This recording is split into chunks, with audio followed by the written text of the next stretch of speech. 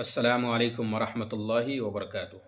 मुहतरम नाजरीन, इस वीडियो को देखें आप, जिसमें एक ख़ातून हैं और नमाज़ पढ़ा रही हैं और पीछे लोग नमाज़ पढ़ रहे हैं। इतनी जहालत की बात है। शरीयत इस्लामिया के फ़नून से नावाक़फ़ियत की ये एक वाज़ेह दलील है। लिहाजा मुनासिब मालूम होता है कुछ बातें इस सिलसिले में आपके सामने ज़िक्र कर दी जाए।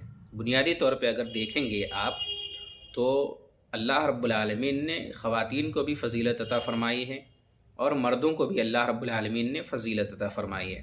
लेकिन उमूमी तौर पे अगर देखेंगे तो शरीयत इस्लामिया में मर्दों को ख़ातून के ऊपर फ़जीलत अल्लाह रब्बुल आलमीन ने अता फ़रमाई है।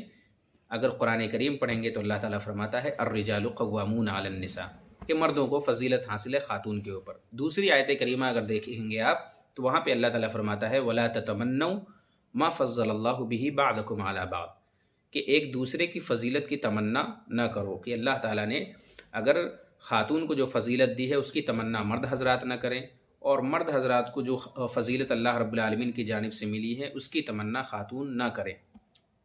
अब एक सवाल यह पैदा होता है कि क्या इन फ़जीलत की बुनियाद पर जन्नत व जहन्नम के फ़ैसले होंगे? बिल्कुल ऐसा नहीं है। आप इसी आयत करीमा को पढ़ेंगे तो अल्लाह रब्बुल आलमीन ने इसी आयत करीमा के अंदर फरमाया लिर्रिजालि नसीबुम मिम्मक्तसबू वलिन्निसाइ नसीबुम मिम्मक्तसब्न, कि मर्दों के लिए वही कुछ है जिसकी उसने कोशिश की और ख़ातून के लिए भी वही कुछ है जिसकी उसने कोशिश की। तो जन्नत व जहन्नम के जो फ़ैसले होंगे वो आपके आमाल की बुनियाद पर होंगे। आपने जो अमल दुनिया के अंदर अंजाम दिया है उसकी बुनियाद पर अल्लाह रब्बुल आलमीन आपके लिए जन्नत व जहन्नम का फ़ैसला करेगा। तो ये बुनियादी चीज़ें हैं शरीयत इस्लामिया की, ये तालीम है। अब आइए ये चीज़ें समझते हैं कि क्या ख़ातून इमामत करवा सकती हैं?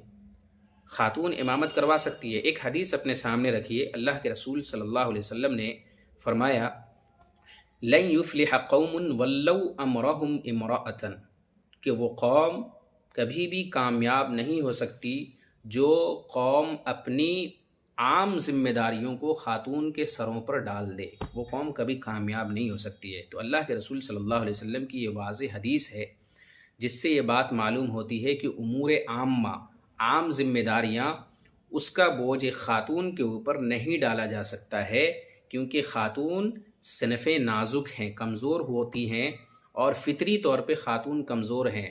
लिहाजा उनके ऊपर उमूर आम्मा की ज़िम्मेदारियाँ, जिस तरीके से क़ाज़ी क़ुज़ात की ज़िम्मेदारी हो गई और इमामत की ज़िम्मेदारी हो गई, इसी तरीके से हुकूमत व हाकिमियत की ज़िम्मेदारी हो गई, ये तमाम ज़िम्मेदारियाँ एक ख़ातून के सर पर नहीं डाला जा सकता है। शरीयत इस्लामिया में इस चीज़ की गुंजाइश नहीं है। अल्लाह के रसूल सल्लल्लाहु अलैहि वसल्लम ने इस चीज़ से मना फरमाया है।